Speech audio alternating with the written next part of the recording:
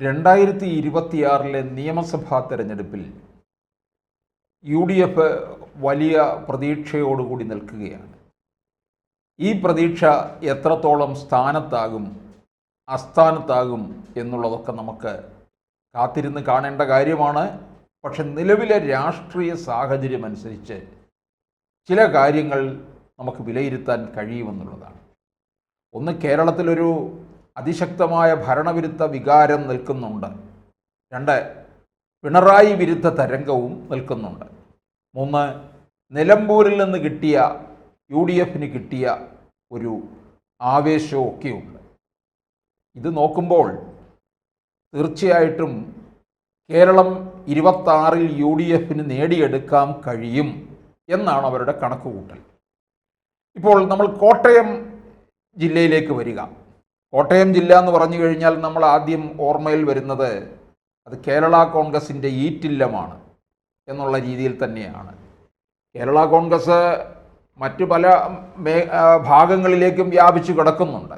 RSP എന്ന് പറയുമ്പോൾ കൊല്ലം, ചവറ, അതുപോലെ കേരള കോൺഗ്രസ് എന്ന് പറയുമ്പോൾ കോട്ടയം ജില്ല തന്നെ എടുക്കാവുന്നതാണ്. കോട്ടയം ജില്ലയിൽ 9 നിയമസഭാ മണ്ഡലങ്ങളാണുള്ളത്. കോട്ടയം, പുതുപ്പള്ളി, കടുത്തുരുത്തി, പാല, പൂഞ്ഞാർ, ചങ്ങനാശ്ശേരി, വൈക്കം, ഏറ്റുമാനൂർ, കാഞ്ഞിരപ്പള്ളി. ഇതിൽ 5 ഇടങ്ങളിൽ LDF ആണ്, 4 ഇടങ്ങളിൽ UDFുമാണ്.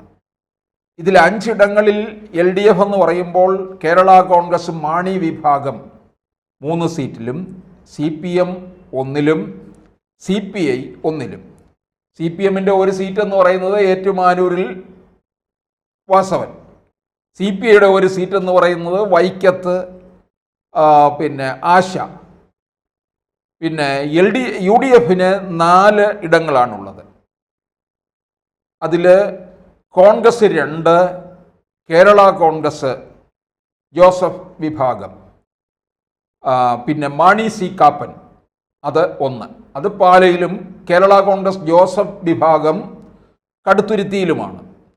പിന്നെ ഉള്ളത് കോൺഗ്രസ്, അത് കോട്ടയത്തും പുതുപ്പള്ളിയിലുമാണ്.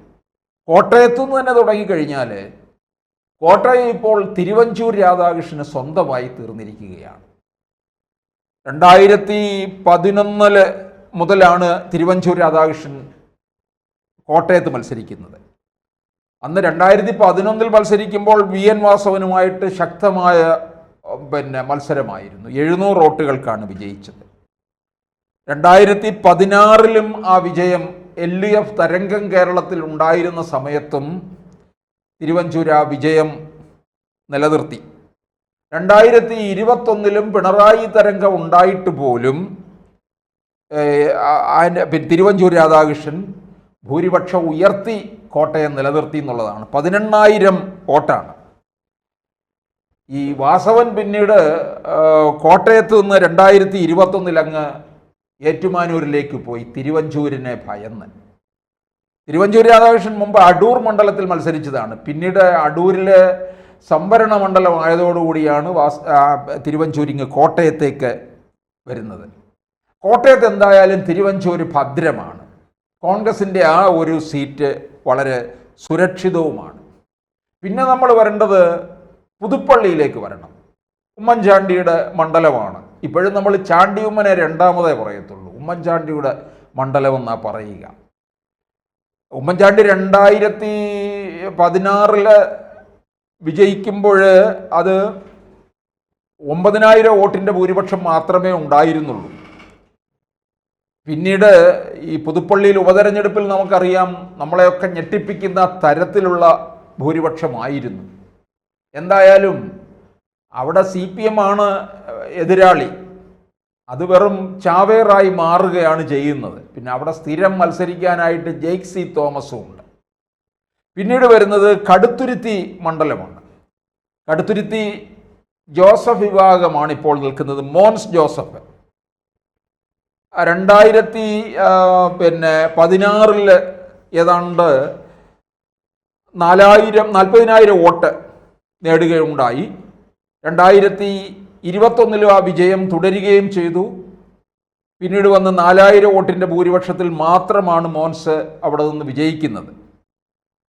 അപ്പോൾ ഇപ്പോൾ കടുത്തുരുത്തി മണ്ഡലത്തെ ചൊല്ലി ഒരു തർക്കത്തിലേക്ക് പോകാം. കാരണം ജോസ് കെ മാണി ഇപ്പുറത്തേക്ക് വന്നു കഴിഞ്ഞാൽ ജോസിന് കടുത്തുരുത്തി വേണമെന്നുള്ള ഒരു ആവശ്യം ഉന്നയിക്കുന്നുണ്ട്. കാരണം പാല എന്തായാലും കിട്ടത്തില്ല. പാലയിൽ മാണി സി കാപ്പനാണ് മത്സരിക്കുന്നത്, അതൊട്ട് കൊടുക്കുകയുമില്ല. മാണി സി കാപ്പനാണ് ജോസ് കെ മാണിയെ പരാജയപ്പെടുത്തിയത്. ജോസ് കെ മാണിയെ സംബന്ധിച്ചിടത്തോളം പാല അതിനകത്തൊരു വലിയ ബന്ധമുണ്ട്. പക്ഷേ എന്തായാലും അത് ലഭിക്കില്ല എന്നുള്ളത് ഉറപ്പാണ്. 15000 വോട്ട് ഭൂരിപക്ഷത്തിലാണ് മാണി സി കാപ്പൻ ജോസ് കെ മാണിയെ പരാജയപ്പെടുത്തിയത്. അപ്പോൾ പാല എന്തായാലും UDFന് ഉറപ്പാണ്. കടുത്തുരുത്തിയിൽ ചിത്രം അല്പം മാറും. ജോസ് കെ മാണി ഇനിയിപ്പോൾ LDFിൽ നിന്നുകൊണ്ട് തന്നെ ഇറങ്ങിയാലും അവിടെ വരുമ്പോൾ അവിടെ ഒരു മത്സരം അതിശക്തമായിട്ട് മാറും. അതൊരു സംശയത്തിൻ്റെ നിഴലിൽ നിൽക്കും. കോട്ടയവും പുതുപ്പള്ളിയും UDFന് തന്നെ ഉറപ്പിക്കാവുന്ന ഇടമാണ്. പിന്നീട് വരുന്നത് പൂഞ്ഞാർ മണ്ഡലമാണ്. പൂഞ്ഞാറിൽ എന്തായാലും അവിടെ 2-3 പേരുകൾ പറയുന്നുണ്ട്. പ്രകാശ് പുളിക്കന്, ജോമോൻ ഐക്കര, ജോസഫ് വാഴയ്ക്കൻ്റെയും പേര് പറയുന്നുണ്ട്. അപ്പോൾ ഇത് കോൺഗ്രസിന് നേടാം എന്നുള്ളൊരു ഉറച്ച പ്രതീക്ഷയുണ്ട്. പിന്നീട് വരുന്നത് ചങ്ങനാശ്ശേരി മണ്ഡലമാണ്. ചങ്ങനാശ്ശേരി മണ്ഡലം NSSൻ്റെ ആസ്ഥാനമാണ്, കത്തോലിക്ക സഭയുടെ ആസ്ഥാനമാണ്. മുസ്ലിം സമുദായത്തിനും കുറവല്ലാത്ത തരത്തിലുള്ള വോട്ട് ഉണ്ടെന്നുള്ളതാണ്. അതും UDFന് നേടിയെടുക്കാമെന്നുള്ളത്. മുമ്പ് കേരള കോൺഗ്രസിൻ്റെ മണ്ഡലമായിരുന്നു, അത് അവർക്ക് നേടിയെടുക്കാമെന്നുള്ളൊരു പ്രതീക്ഷയുണ്ട്. കാരണം കേരളത്തിലൊരു ഭരണവിരുദ്ധ വികാരം നിൽക്കുന്നത് കൊണ്ട്. വൈക്കത്ത് UDF പ്രതീക്ഷ വെച്ച് പുലർത്തുന്നില്ല. അവിടെ ഇപ്പോൾ നിലവിൽ MLA CK ആശയാണ്. അത് ഒരുപക്ഷെ CK ആശ അല്ല മത്സരിക്കുന്നുണ്ടെങ്കിൽ പോലും അത് CPIക്ക് തുടരാൻ കഴിയുമെന്നുള്ള വിശ്വാസമുണ്ട്.